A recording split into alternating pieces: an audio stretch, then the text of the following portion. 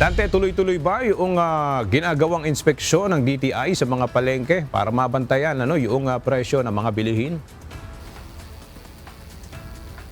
Magandang tanghali, Aga. Tama sa batay sa pahayag kanina ni DTI Secretary Maria Cristina Roque, nationwide yung kanilang monitoring sa presyo. Lalo na mayroon tayo ngayong krisis sa enerhiya kung saan apektado maging yung ating basic and prime commodities.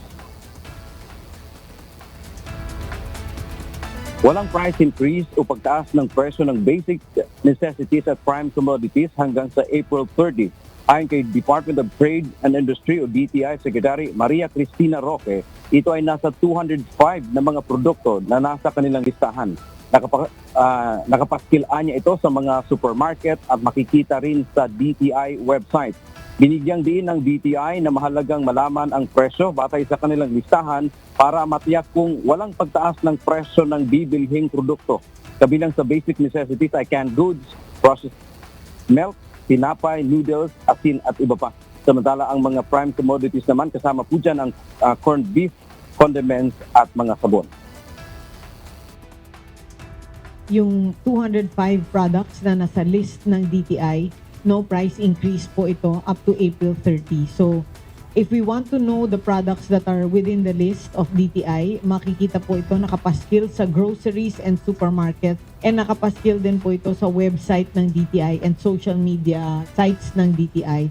So, dapat alam po natin kung magkano yung mga prices. Dagdag pa ng DTI, may mga nag-apply sa kanila na magtaas ng presyo pero hindi pa inaprubahan. Sa mga posibleng pag-abuso o magtaas ng presyo ay magsumbong sa DTI sa pamamagitan ng pagtawag sa 1-384 o mag-email sa report@dti.gov.ph at maaari din anyang mag-report sa local government unit dahil kausap sila ng DTI. Tiniyak ng kagawaran na nakamonitor sila sa buong bansa patungkol sa presyo.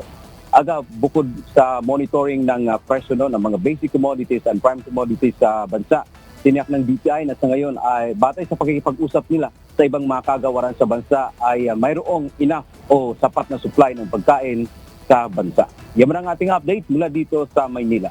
Balik sa iyo, Aga. Maraming salamat, Dante Amento.